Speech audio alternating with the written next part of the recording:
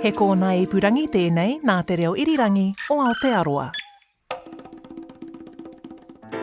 Hello there. Welcome along to the Music 101 interview podcast. I'm Charlotte Ryan. I host Music 101 every Saturday afternoon on RNZ National, and this podcast is like the best of the creme de la creme interviews that we do, without music, of course. So at the end of every podcast, I'll give you my favourite music recommendation of the particular artist that we're featuring. Today's interview is with Tami Neilson, the Canadian-born, New Zealand-based country singer who's broken more new ground for Kiwi country music. She's been welcomed into Willie Nelson's tribe, country music royalty. Now, you may have heard how she recorded a duet with Willie Nelson, Beyond the Stars. Then she performed at Luck Reunion in 2022, which is a huge music festival that takes place on Willie Nelson's ranch. And Willie got up and sang with her. Total pinch me moments. So, years on, Tami has just released a collection of Willie Nelson covers, and she's named it, get this, Neilson Sings Nelson. All the songs are written by Willie Nelson, but sung by Tami Neilson. And something very special is that Tami's brothers both perform with her on this album. I think there's definitely a sound that siblings can create that no other musicians can. It's been a big couple of years for Tami Neilson, not only with these huge pinch me moments, but she's had a huge health scare, which she talks about in this interview, and that definitely contributed to the sound of this new album. Tami is always such a fantastic musician to interview. She's always so chatty, she's so open, so authentic. During this interview, Tami actually performed one of her songs live for us, but due to copyright, I can't play it on this podcast. But go to rnz.co.nz after you've listened. Go look for the video because it's so powerful.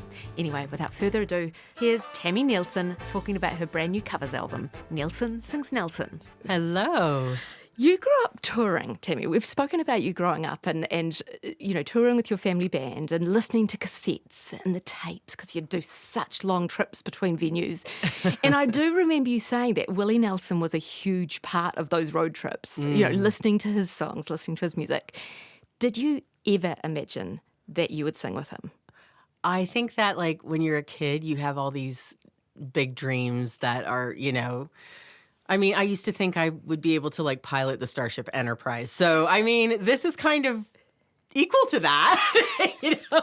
So I can't say I never dreamed of it. My dreams were definitely not, you know, steeped in the real possibility that it could actually happen. And you're right. I do remember, you know, when we were in our motorhome and it was cassettes. You're showing our age here, Charlotte.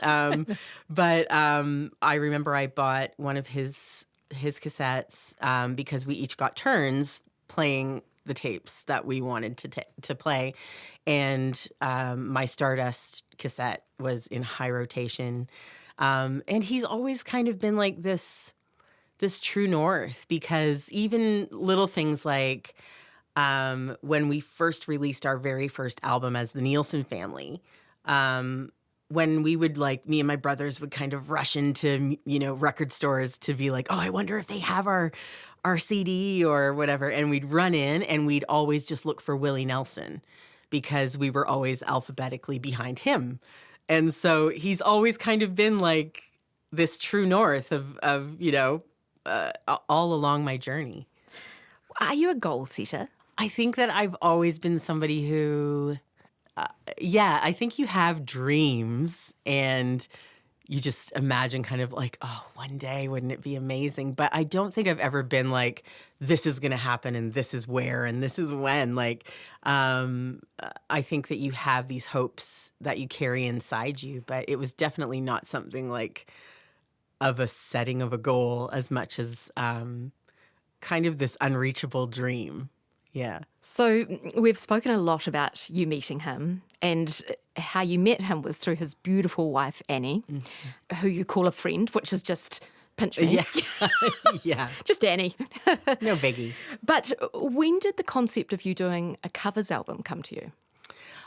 It was actually early last year. We were on our way to play at Luck Reunion for our second time, I think it was. And I think it was only like about a week or so before I was talking to my brother. Willie's 90th birthday was coming up the following month. And I said, oh, wouldn't it be so cool to go into his studio on the ranch and get Steve Shady, who's his in-house engineer, ask Shady if we could like record for a few days and do all our favorite Willie Nelson songs and give it to him for his birthday. So we kind of like whipped up this plan. It was quite last minute, this idea that I had. And just a gut feeling, like just this, I think he'd like it. Yeah, well, I think it was born out of like 2 months before I had been in a hospital bed in ICU, like literally 8 weeks before I was in a position of like very much facing life or death. And that shifts your perspective in a big way. And coming out of that and going back to Willie's Ranch, it was going to be my first show back after like my lung had collapsed. All these crazy things had happened to me. And it was really nerve-wracking and scary. And I wanted to create something that was like no pressure and just joy. I'm like, I'm not thinking of, people are like, oh, wow, you're going to write like the most amazing songs out of this life and death experience. I'm like, that's really not on my mind right now. What's on my mind is just like a palate cleanser. I just want something like joyful. Like, what is more joyful than just like immersing yourself in Willie Nelson songs? And they're not coming from you and your trauma or, the things that as an artist you're pulling out of yourself. And it can be really, it's a healing thing, but it's also a very draining thing to share every little part of your life. And then be questioned about it in interviews. Yeah, well, exactly. It's like this pulsating heart that you're like handing over to people sometimes. And so it was kind of wrapped up in like, let's just make something fun and joyous. And it's a gift to Willie, And the fact that like I was originally going in to just perform just acoustically with my brother Jay. And then I had asked my other brother, Todd, who does all my visuals. I said, like, what if I fly you in and you just record it all, like film it all? And so he said, yeah, I can pull that off. And so he came in and we were in the studio day one and started the song Sisters Coming Home. And I'm like, oh, I really need some percussion. I know I'm supposed to keep it stripped back, but it'd be really great. And Todd is a drummer. Just handily. And so I said to Shady, like, do you have any stuff kicking around the studio? And so he dug up like this old snare and a kick drum, no cymbals, but that's fine because Willie doesn't use cymbals. His drummer doesn't use cymbals live. And Todd jumped on those and I'm like, okay, set up the camera and jump in front of it. And he had literally never played the song. We ran through it once. And what you hear is like the first take of us just the three of us as siblings performing together for the first time in over, 25 years because we grew up singing together. And it was like jumping on a bicycle after 25 years and being like, oh my God, I remember how to do this. It was like your body just knew what to do. The communication was there. It was just like immediate lock in, It was really so special on so many levels. We're so thrilled because today you've actually brought in Chet, your guitarist, and you're going to perform a song for us. Now, the song that you're performing, this is track 1 on the album, isn't it? Yeah. And is there a special connection with Annie, Willie's wife, on this song? Yeah, well, this song has actually always been one of, I mean, you can't say your favorite Willie song because that's just too many, but it's my top 3, I would say. If not my number 1, but it's always been one of my absolute favorites. And I found out that it's Annie's favorite song. And the way I found that out was we were standing in the audience, kind of in front of the audience in kind of the photographer pit, watching Willie for the first time. And Annie was standing next to me. We're on his ranch. Everything was surreal. It felt like, am I dreaming this? And he started playing I Never Cared for You. And I turned to her and I'm like, oh my God, it's my favorite song. I didn't think he'd play it. And she's like, oh, he plays it every show. And I'm like, does he? And she's like, yeah, because it's my favorite. I'm like, well, there you go. And so I thought I have to open this album with her favorite song because none of this would have happened without her. She is the driving force behind Willie, and she's the one that has made this connection and forged our relationships, and even going into his studio and recording this album, like it was her that said yes and arranged it and said that we could, and because it's not open to the public anymore, like people don't record there. It's really just Willie that records there. He goes in, drives down the hill from his ranch house and plays Trigger, his guitar, and lays down his vocals for his stuff. But nobody else really records there. So it was really, really special. The guitar Trigger that you just mentioned, I've heard all sorts of things about it. Have you touched it? I have touched it. Did you play it? No. Hell no. No. Is it I don't need that kind of pressure. Is it sort of uncouth to play someone else's guitar? If you ask, that's one thing. But Trigger is a whole other level because Trigger's very fragile. Like, if you've ever seen a photo of Willie's guitar, it's like got a massive hole. It's been like repaired 1 billion times. He basically says once Trigger goes, then I go. Like, because they're both kind of, running at the same pace. And but it's been repaired multiple times. But the first time I got to perform with Willie on stage, it was a surprise, and the audience didn't know. I was scheduled, my festival set was scheduled at something like midday, when you're a new artist and you're put up first. And so, of course, no one would have expected Willie Nelson to come out in daylight. I mean, does he even exist in daylight? Because, he only headlines, right? So you only ever see Willie Nelson in the dark. But the thing that was crazy, I was this unknown artist, and we started playing our set, and the audience started gathering because they'd set up Trigger and his iconic red, white, and blue guitar strap, and it was sitting with his amp on the stage. And so you could see people's eyes like, why is Trigger on the stage? And so everyone was kind of milling around, and the crowd got massive because everyone was watching our whole set, just having that presence. I was very aware of its presence, just sitting there looking at me on stage. And the audience was too. It's this powerful presence. And his guitar is almost as famous as he is, and very recognizable and iconic. So, being in the presence of Trigger alone is pretty overwhelming. And so he did get up, didn't he? And he did at the end of the set. So people sat through, 45 minutes. They were standing there what's going to happen? Why is his guitar there?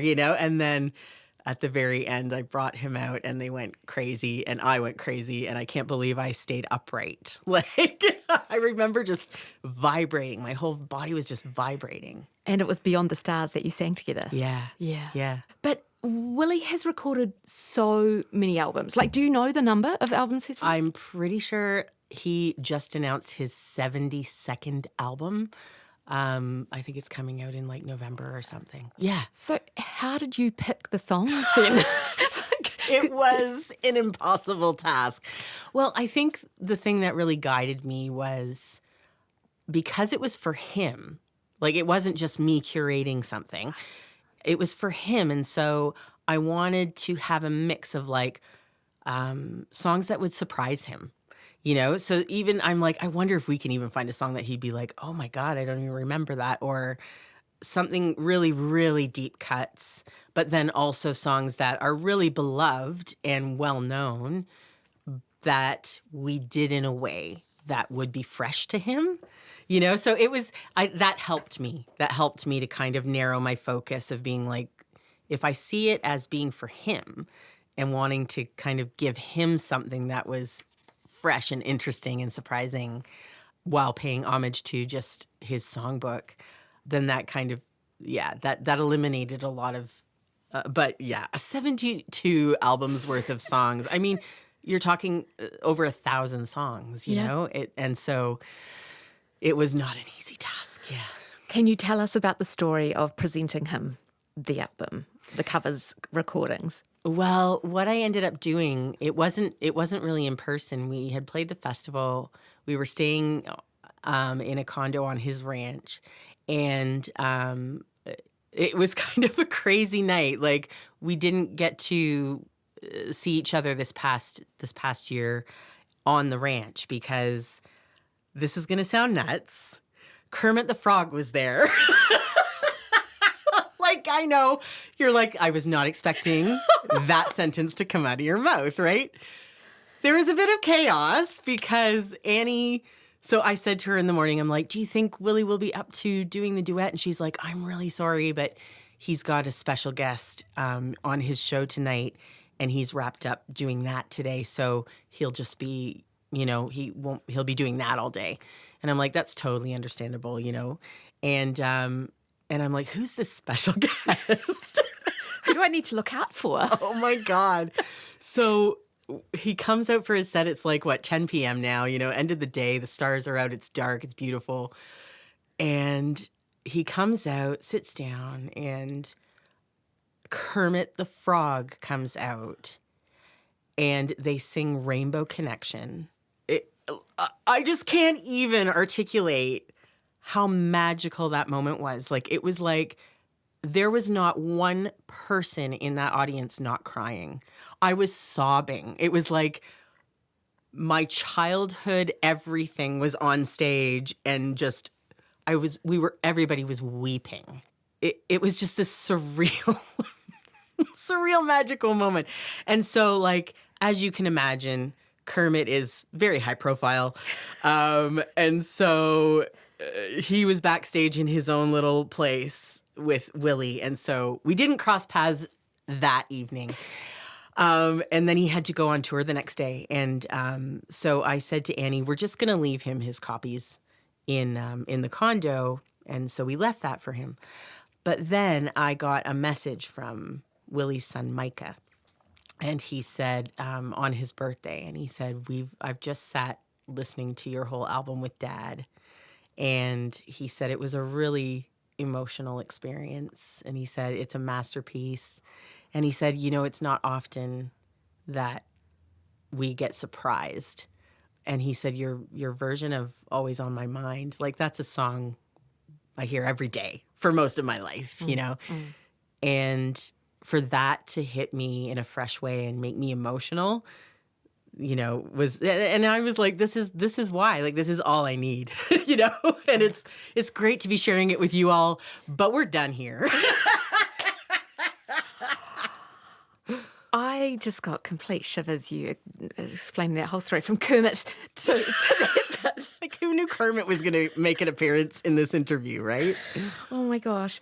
Take us to the studio on Willie's farm, Willie's ranch. Does he have, it is his studio. Is it sort of quite rustic? Is it not messy, but is there chaos? Or there's chaos, for sure. You know what it feels like when you go to your grandparents' house and they have that room that's like where they just put all their junk and it piles up, or their attic, and it's like a treasure trove, but it's mixed in with, like, it's dusty and it's not, not treated like anything fancy at all.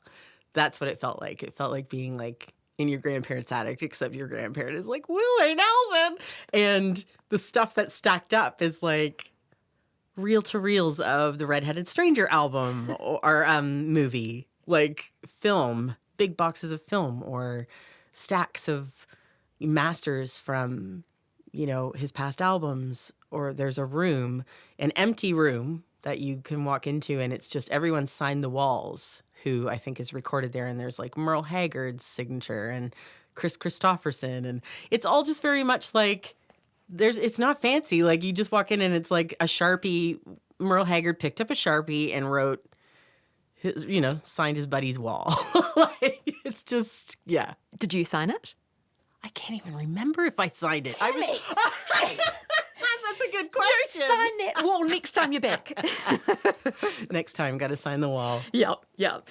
What I think I love about this album, and you know that I've always been a fan of all your records, but this one is really pulled back. It feels, the pace is different to your other albums. What was your sort of thought process behind that? I wanted to serve the songs, and I wanted the words to be heard, and it was just a songbook. So it wasn't about, like, big fancy production. I just wanted it to be the vocal and the guitar. And then we ended up adding a few little little embellishments, but that was the kind of the bones of it that I really wanted.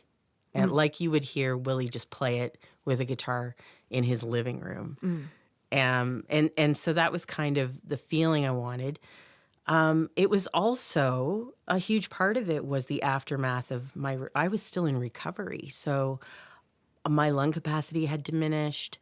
My vocals, I could not sing the same range that I could before. So it was also almost a forced like restraint, which is very unusual for me. I'm kind of known for like being loud and brassy, and so this is a very like intimate, very laid back and relaxed recording, which is not usually how I record.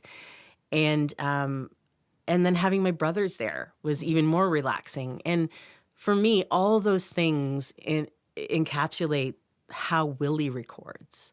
Like, you'll often see him billed as Willie Nelson and family, or Willie Nelson and the Nelson family. And growing up in the Nielson family, you know, I relate to that so much. And everything he does is, it's not number one about how great it sounds or how slick it is. I think everything comes down to, am I having fun? You know, to have a career that spans 60 plus years, you surround yourself with people that you know you're going to enjoy spending time with. And whether that being on stage with his sons every night or other people he's been traveling with for decades. His wife Annie is always on the road with him, obviously. Family is a priority, and that's before everything. Like, the family and the music are first. And being the slick super talent is kind of after that, you know? And I think that with this album, I think we captured that it's kind of about like a really special time spent with my family singing music that we love. I guess the way that you would maybe feel if you were sitting in our lounge and we all pulled guitars out and sang. And that's kind of the feeling I wanted. Tami, thank you so much for coming in and for performing for us here at RNZ. And we can't wait to see you on tour. All the dates are up on our website. Nielson Sings Nelson is out now. Wrapping up another Music 101 interview podcast, I was speaking with Tami Neilson. And yes, go and listen to Nielson Sings Nelson, the brand new covers album that Tami's just released, a tribute to Willie Nelson, and as you heard, a gift to Willie for his 90th birthday. Now, Tami's taking off on tour. She's playing right throughout October in Wellington, Auckland, Christchurch. Her shows always sell out, so get onto it ASAP if you're interested. But otherwise, keep listening to Music 101 because there's whispers that Tami's been back in studio and she'll have a new album of original songs coming out soon. If you like the Music 101 podcast, make sure you follow us, give us a rating, and tune in every Saturday if you want to hear us live too. Until next time, take care.